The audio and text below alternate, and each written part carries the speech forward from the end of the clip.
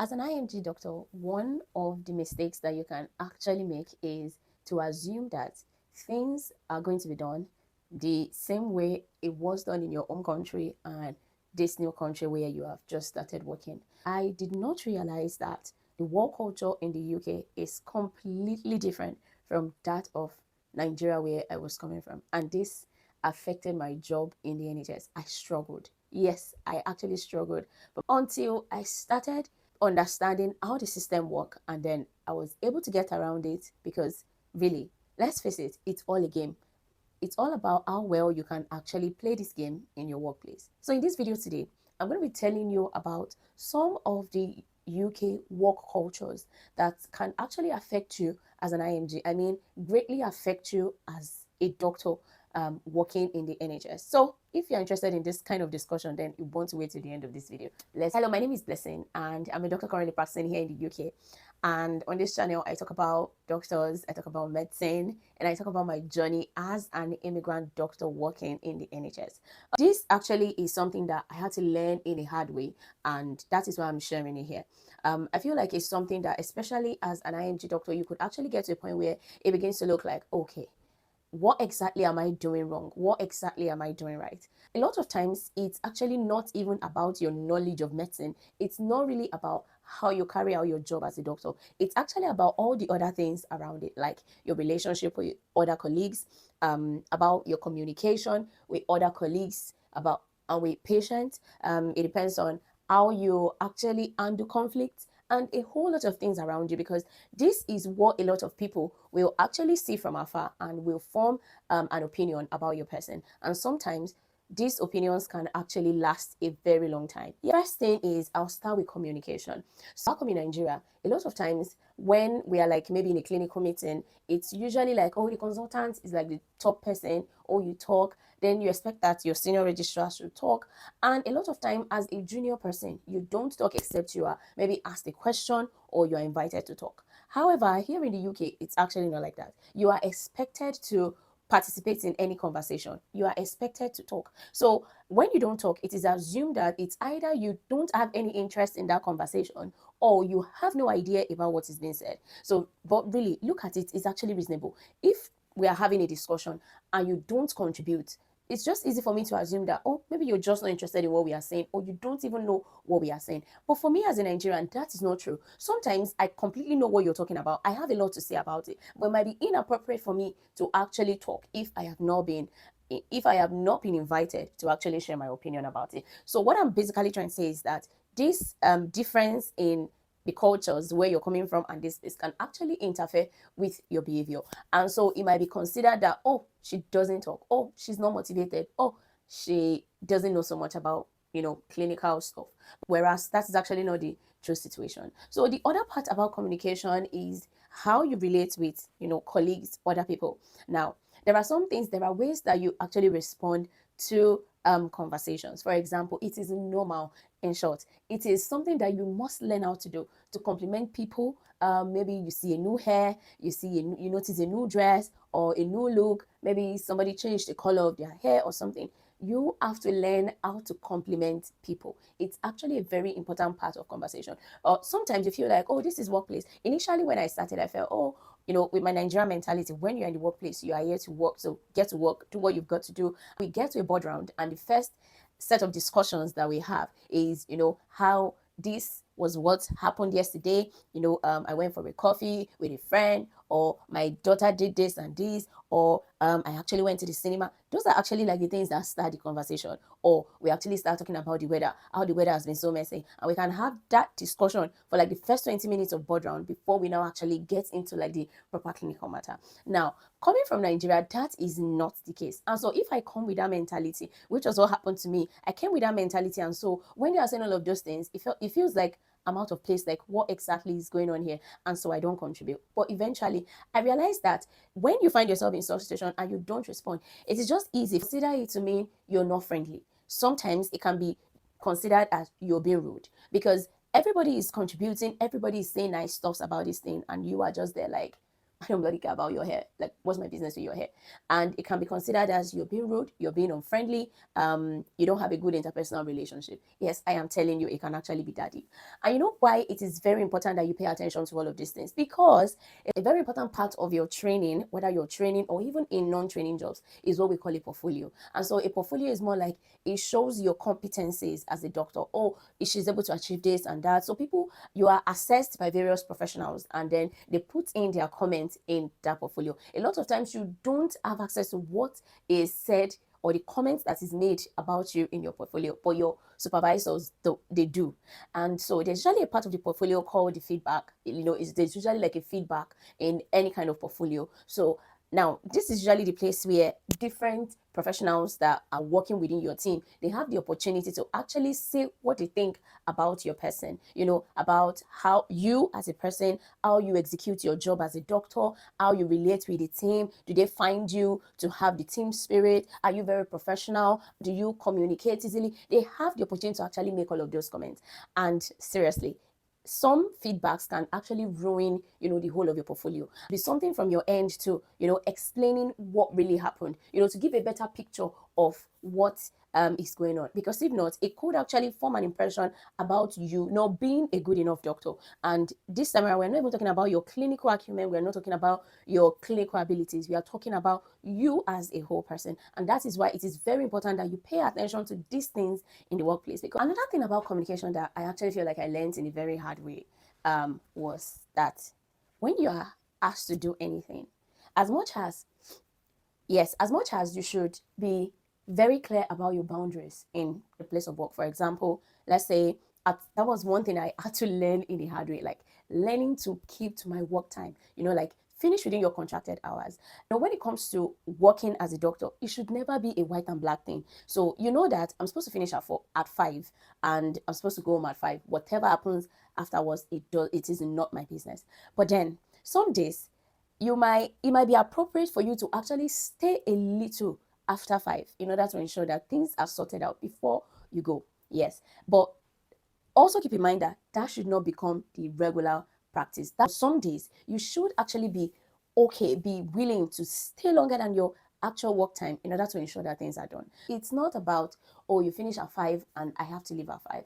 It's about, is there anything that I still need to do at 5 that is very urgent that I feel like I should sort out before the next doctor comes in? Now, this is very important because the nurses on the ward, everyone is watching you to see how you're going to respond. Yes, if we're talking legally, your job finishes at 5 and nobody should hold you responsible for whatever happens after 5. I had a situation where I was the only doctor left on the ward. It was already past 5. I was already like on my way out, and there was a patient that needed to be assessed and given that needed a quick medication. However, because of the previous information that one of the nurses gave me about the fact that this patient might need to be transferred to another unit, I felt, okay, I can't just do this prescription. I think this patient needs to be assessed. And then for a decision to be made, is this patient staying here or is this patient leaving? And I feel like I can't take up that role because there is an on-call doctor who is going to come in and who is supposed to do all of that. So that in case it takes like a longer period, that person is on call and that person can sort it out. And so I left. But then later I realized that there was a complaint about it. And then I realized that what I should have done was I may not have taken the job. I may not have taken up the duty to collect this patient, to do everything. But I shouldn't have gone. I should have waited around, more like offer some level of support. And the fact that, oh, there's a doctor that is waiting with the rest of the team. There's just this level of calmness that it gives other members of the team that, okay, we have a doctor here. If anything goes out of hand, we are sure that there's somebody here who is going to be able to do a prescription. It was eventually interpreted to mean that I don't have like a team spirit, because I was supposed to join the rest of the team and ensure that patient was sorted out, even though it was beyond my worker. Yeah, so I know it's a bit conflicting. Some people will say, oh no, they should not hold you responsible. Or what I'm just trying to say is that sometimes it's not a white and black thing. That you'll finish at 5 doesn't mean that I have to definitely go home at 5. Sometimes they want to see, what are you going to do in this kind of situation? You want me to do something, and I feel like, okay, oh, sorry, this is no longer, like, it's gone past my work hour. There's actually a way to communicate it such that it doesn't sound like, oh, sorry, it's past my work hour, I can't do anything. One thing I have learned is Never say no, and never tell anyone that you can never, or no, it is not my duty. No, never say that in the NHS. If you do, you're going to have a problem. So ideally, the best thing to say is, oh, sometimes it could actually be something milder. Maybe somebody wanted you to do a certain job, and you feel like, oh, at this time I'm supposed to go for my teaching. I'm not supposed to do this job. Can this wait for the on-call doctor? You just don't say, oh, sorry, it's time for my teaching. I can't do it. The on-call doctor will do it. Yes, you have communicated that you can't do it, but you're going to be seen as a very unfriendly person, a very unkind and unhelpful person. Rather, it is better to actually say that, oh, I would have really loved to help you to do this. However, it's time for my teaching. And because it's really important that I attend this teaching, and also because it's a protected time, I have to be there. Is it okay if um I pass this across to the next doctor, or like the on-call doctor? Or is it okay if is this job able to wait till the next doctor comes in? So there's actually a nice way to say it such that that person will not feel like, oh, you didn't help me at all. Like I brought a problem to you and you even left me worse. You should actually offer some form of support, even if you're not going to do it, some kind of emotional or moral support, that kind of thing. Now we go to the other aspect, which is your personality. Now, this is very important, especially as an IMG. Now, let's face it, the British people already kind of have some perceptions about, you being an IMG. For example, as a black person, black people are generally considered to be maybe aggressive, straight to the point, and now aggressive doesn't actually mean that, oh, you actually attacked someone. No, aggressive is that more like you're very confrontational, because a British person will not confront you. No, they won't confront you. They would rather say something behind you, and rather than come and confront you about it. Whereas for blacks, on the other hand, we're just like, okay, this is where I feel about this thing. I come to you, I talk about it, I sort it out with you, and we get over. You have to be very diplomatic, when you try to sort out conflict, or when you're trying to clarify things, or when you're trying to resolve an issue. If you actually study the British people, you will understand the language. For my brain, I would say it's actually like a very complex thing. But then as you stay in the system and you actually see this play out a lot of times, you actually learn. You begin to pick up a few things. Oh, this, oh, okay. Oh, this is how I should have said it. Oh, I should never have said it. Oh, I shouldn't have said it. And then you gradually learn. And with time, you're able to also apply these things. But your personality is very, very important. They want to see that you smile a lot. Yes. Even sometimes you know that this smile is a fake one, but then you should do it. Everyone should say you're smiling. If you're always wearing like a very serious look, you're always looking like straight to the point, you're always like, okay, let me just get my work done and get out of here. When you don't get yourself involved in conversation intentionally, even when you are not invited, you see something happening and you're like, you just contribute. You have to be very, very intentional. So really see, working is much more than you're coming, you see your patient, you do your documentation. No, yes, you are doing your work, but the other things, all these things, if you don't do it well, see, you will struggle. You will do so much work, and yet the people around you will not recognize that you're actually doing so much. And it's actually an irony, because it's actually possible that someone else may not be doing as much as you do, but because this person is skilled in all of these things, that person could actually gain more recognition, even much more than you that is doing all of the work. You also have to learn to hype people. Hey God, though, if you don't know this one, no, it will not be good. You have to learn how to hype people, like hype people, practically hype people. So you see somebody, oh, this person got a no tattoo. You may not be a fan of tattoo. You may not even like the whole idea of tattoo. You don't need to like it, but just see it and be like, oh my God, it's so lovely. Oh my God, it's so beautiful. You see somebody's hair. You may not really like the color, but you talk about the color like, oh my God, you look so amazing. You look so gorgeous. Somebody was able to achieve something. I pick like it's more than that. They like all those kind of things. They will like you. Just say things and pump people up. You're going to be seen as somebody who spreads positivity, and you're going to be loved for that. You know, just try all of these things and come and thank me later. One thing, especially if you're just starting a new job, is your reputation. You have to build that reputation, because here in this business, first impression, it lasts very long. So your reputation is very important. Coming early to work, being alert at work, being up and doing, your documentation, document clearly, appropriately, come early to work, be available, be around when they need somebody that they can come to you. They should not see you as somebody that, oh, she's not usually a helpful person, so they will just be avoiding you. No, don't be that kind of person. Even sometimes offer to do the job, when you know that, oh, maybe they want somebody else to do the job, or the job is not even meant for you. You can actually offer to help if you have the time and you're available to do it. Some of the time, those are the things that you have to do. You have to go a little bit out of your way in order to, earn that reputation. Because the thing is, once it is formed, even later, if you eventually mess up, that thing has already can actually cover you. The penultimate thing I want to say is you have to be confident. Gosh, that is not negotiable. See, when you start working and you act like, oh my God, and you come across as somebody who doesn't have confidence in what she's doing, because the truth is, as a doctor, there's already a picture about who you should be. You're supposed to be this very intelligent, very, you should know what you're doing, basically. But then if you're now coming across as somebody who doubts herself or himself, who is not sure what you're supposed to do, and the funny thing is, you are new. They may not understand, like some other members of the team may not understand that you are really new, and they will just say you like, oh, she's a doctor, oh, he's a doctor, and you're a doctor, and that is it.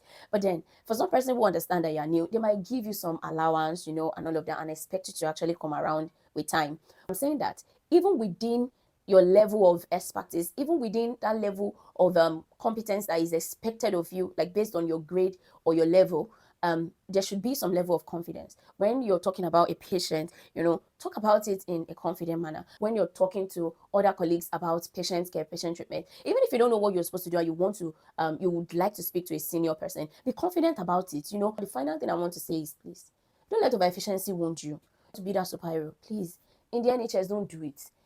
Because at the end of the day, when things go bad, nobody is going to salute you for going out of your way to do all of those things. For example, it's something that is actually something I had to learn in a very hard way.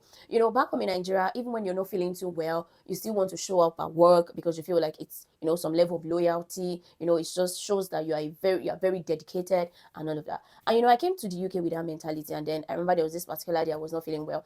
I should have just called in sick, but then I felt, oh, if I don't go to work, we don't have a lot of people on the team on that day. Oh, let me just go and offer my support. And at the end of the day, I got into trouble because of that, because I ended up dozing off during the multidisciplinary meeting, and that was raised as a complaint, which I had to respond to. And then I realized that if I had just stayed at home, because the medication I took that morning actually made me quite sleepy, and then I realized that if I had just stayed at home, that would have been another issue I didn't have to deal with, because that was later interpreted to mean that I was unmotivated, and that I was not interested. I was sleeping during such professional meeting. You don't have to like go beyond your abilities. You get like know when you should take a break, know when you should actually pause, know when you should take up more jobs. That is very, very important, because the NHS is a very busy place, and if you're not careful, in order to you just want to be dedicated, you want to just be there, you want to get things done, you won't know when you would have end up putting yourself under so much pressure, getting yourself stressed, and then eventually you burn out. I hope these few things I've said will be able to help you, especially if you're coming in newly, or you're in the system, you're new, and it's just feeling like, okay, God, I don't understand how these things are working. Yes, I know that this may not like give the entire picture of everything, but at least to an extent, it could give you some little idea. So feel free to actually share your comment. Which experiences have you had in relation to this that actually stood out for you? And so till I see you guys again, don't forget to like, to comment, to share, and also subscribe to this channel. Take care. Bye.